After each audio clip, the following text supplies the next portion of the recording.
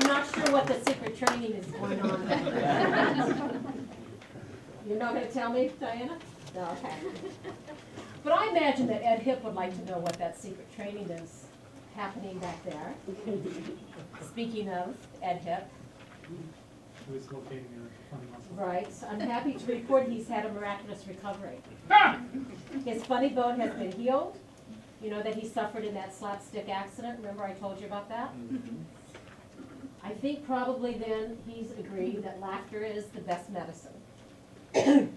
Please join me in welcoming a man whose golf swing, if not his jokes, has brought chuckles far and wide. Our very own Ed Hipp.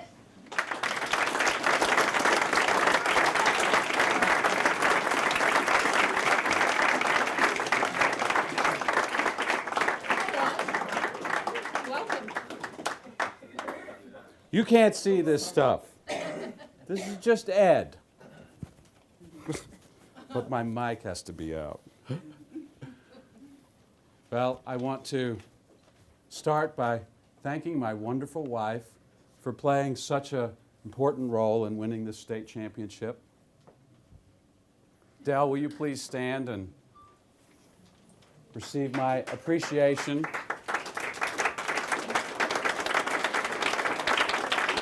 Dell? Dell? She told me she was coming tonight. Whoops. She didn't run off with Rogaine, did she? Yes. She told me she wanted a man with broader humor. But I didn't think she'd run off with the first punchline to come along. Well, the show must go on. Let this be a cautionary tale to all the men in the room. When the women fill out that form that asks what they want in a man, they're either lying or they really do want somebody with a good sense of humor. So don't put yourself in this situation where you lose your wife to a man who has a bigger sense of humor than you do. I'm here tonight to launch an initiative for Fairfield. When Herr Rogaine goes back to Germany, we must keep this work alive. Better living through good humor, making Fairfield the funniest town west of the Ganges.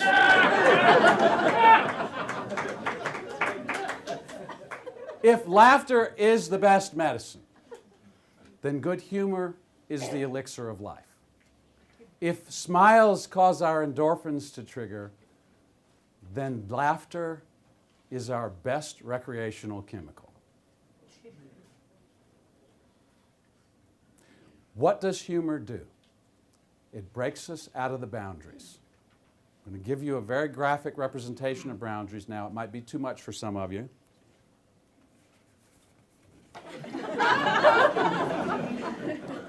What box are you in? Oh, I brush my teeth and I think about the same thing. I see my spouse and it's the same thing. I work. Humor allows us to bust out of those boxes so that we can change the ways we think, the ways we feel, the way we see the world. And it starts with a little joke. Could be a bad little joke, but something gets the ball rolling and starts us on this inner direction. And then we have the art of comedy. And from the art of comedy follows the broader sense of being in good humor. And with good humor, happiness, well-being are naturally going to follow. And then we are living that formerly elusive state of fulfillment that we're all seeking. And it just started with some bad pun. I've gotten enlightened from Stuart's bad puns many times.